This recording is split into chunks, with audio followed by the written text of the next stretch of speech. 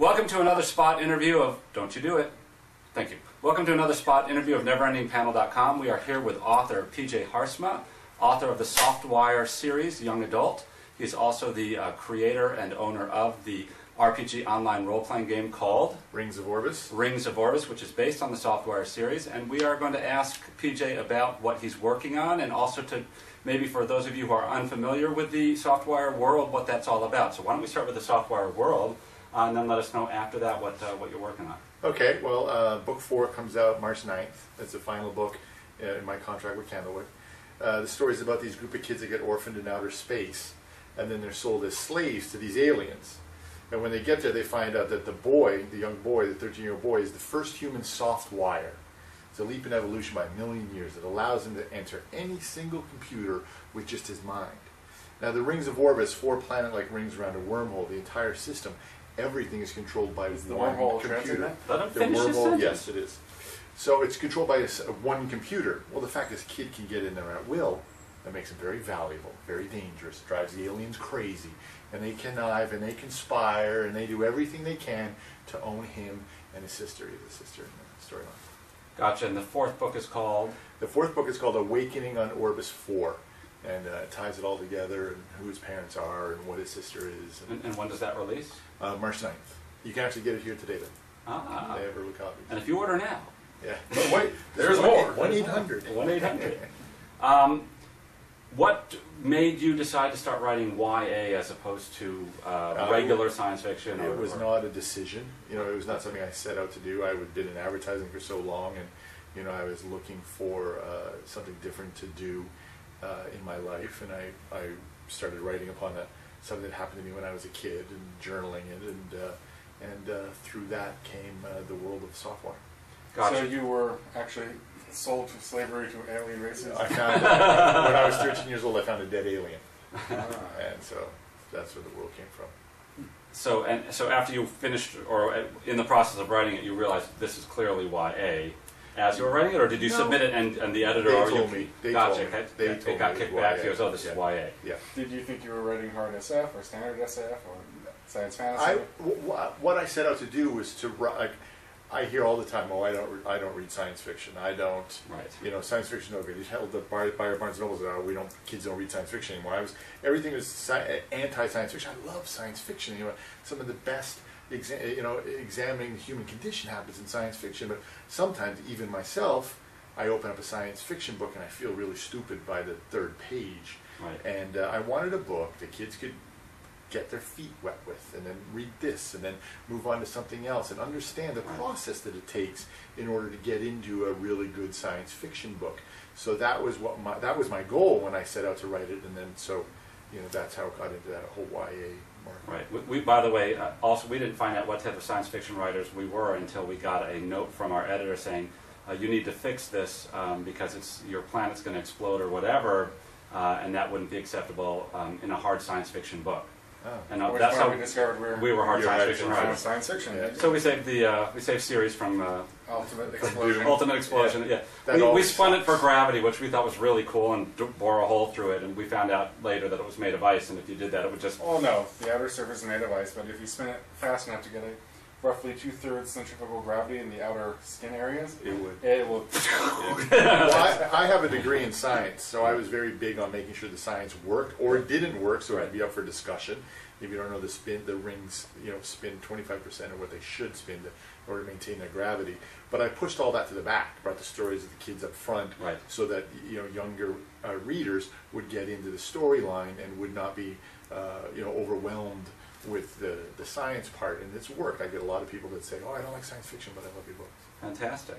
So, PJ, why don't you tell us about your Rings of Orbis online RPG game?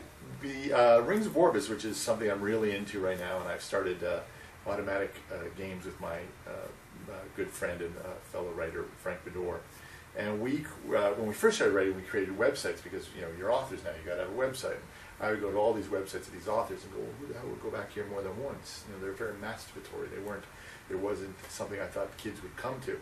And from that thinking, we spawned this online alien society where people can sign up, be a character from the book, do everything they do in the book, in the game, and it's just evolved into this enormous alien society online. It's a lot of fun. And When you say enormous, what does that mean? Like, size, I've got kids playing from 25 different countries. oh my goodness! You can go on to the game, build your own spaceships. You can turn them into wormhole pirates. You can own alien slaves. You can go to the auctions. You can. What was the initial startup cost of this? My entire life savings. Yeah, that's what it was. So you can do it for like $5,000 bucks. That's what I started. That's what I started thinking, and then it turned into my entire life savings. And we also did it for the Card Soldier Wars, based on the Looking Glass Wars, and that's another very exciting one. And there's so much energy there right now, and there's so much excitement, and we're looking at different ways to distribute literature through the game. And a lot of people have looked at the game as a great way to attract reluctant readers. And it was featured on the front page of the New York Times. Wow. So it's really been a rewarding, exciting experience, and it's my full-time job now. Why didn't you name it after the book series? The game takes place where the books take place. You're the villain in the game. Where the book was about the kid, the Softwire, was the POV of the good guy. The game is from the POV of the bad guys, from the citizens, and it takes place on the Rings of Orbis.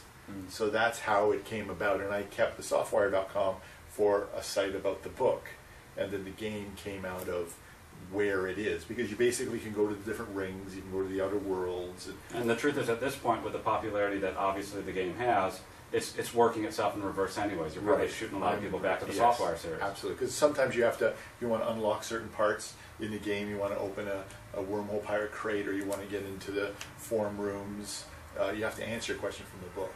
So that's genius. So that's how that works. So they got to read the book. I get letters from parents that go, I hate it when my kids play video games, but at least when they're playing yours, they got a book in their hand. Oh, that's actually very good. When I was out promoting the book, I was going around the schools. I have a big school presentation that I do for kids, really get them fired up. I was going to these schools, and I would be greeted by the principal going, "Oh, my kids don't read. Don't worry about selling any books." It's the principal.